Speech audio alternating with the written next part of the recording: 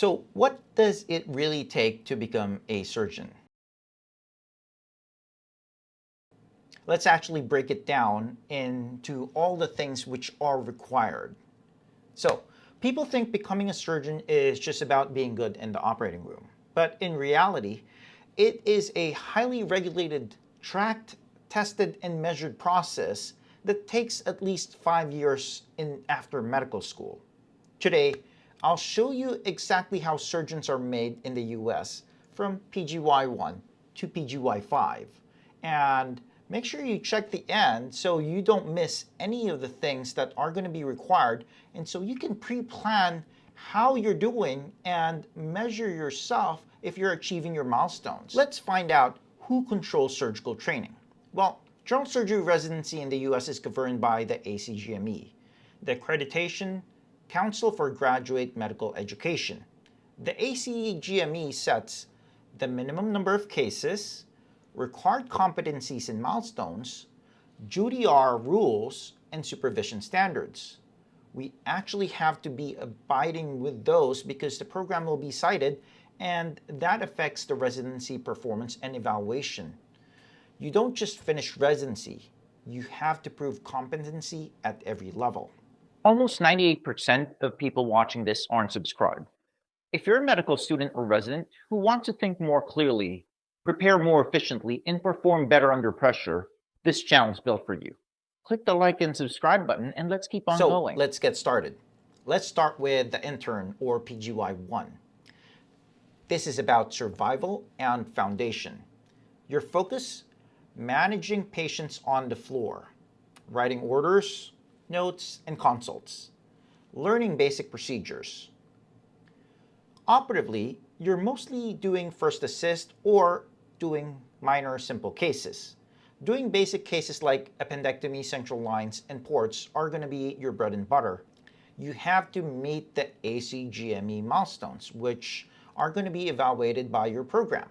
And this includes basic patient care, medical knowledge, and professionalism. And lastly, this is also where you take your first Absite. And yes, it does matter. Well, what is your Absite? The Absite is the annual in-training service exam. And it doesn't just test your knowledge, it predicts your rate of success for passing your boards. Low scores early actually need to be remediated because they're going to be a higher risk later. So focusing on those people who are going to have trouble with test taking and preparing for their boards, the program is able to concentrate them and exert more effort so that they would have a higher yield in board passing. Program tracks this closely, and more importantly, if you're applying to a competitive fellowship, this is a metric that they all look at. So after first year, we now go to PGY-2, and this now transitions to the operator. You're actually gradually increasing your responsibilities. This is where things ramp up. You're now becoming a primary surgeon on basic cases. You're managing consults, so the pager's kind of being your responsibility. And you're covering trauma and the surgical ICU. And so really having a mindset of preparing yourself with a very good knowledge base so that when you see something, you can identify problems, provide workups, and also explain your thought process in managing cases and patients every time you see them. You're expected to know your anatomy cold and make independent decisions with supervision. Case logs also matter a lot here because your program director is going to be keeping an eye on those because you have a target at this level. So what are case logs? So every time you finish a procedure, you actually have to log it inside the computer. You go to this ACGME website and you have to understand the CPT codes, which is the label attached to what procedure you did. You then identify, am I a surgeon junior? Am I a first assist? Chief resident, you're going to be a chief related cases or a teaching assistant. And you log it properly and put the proper codes defining that procedure.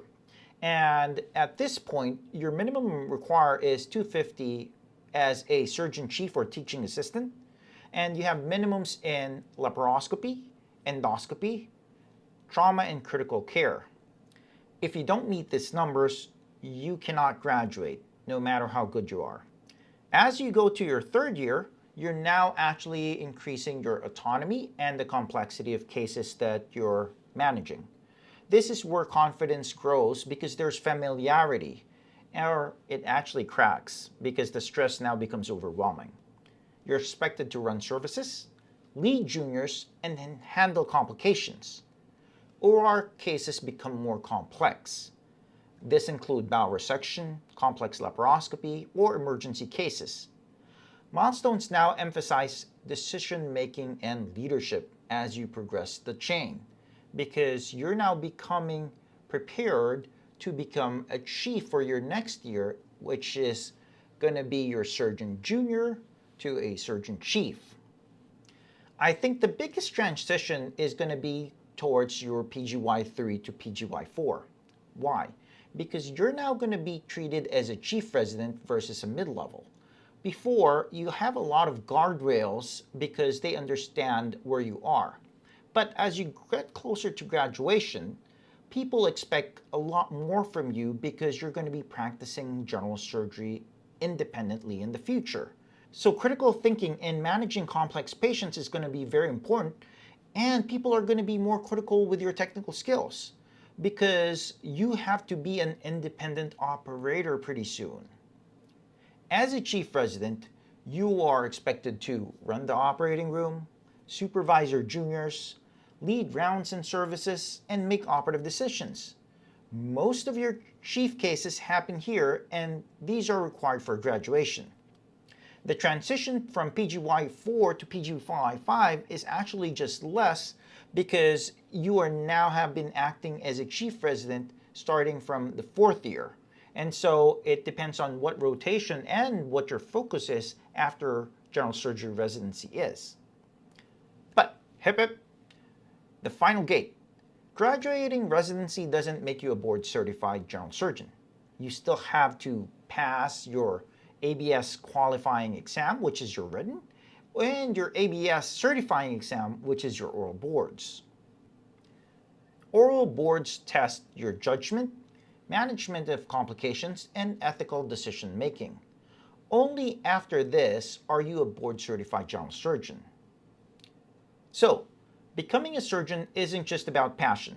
It's about meeting strict national standards every single year. If you're a student or resident, understanding this roadmap helps you. Prepare early, avoid surprises, and succeed long term. If this helped you, please click the like and subscribe and comment where you are in your surgical journey. And check out the other videos that we have discussing operative techniques. And I'll see you guys next time.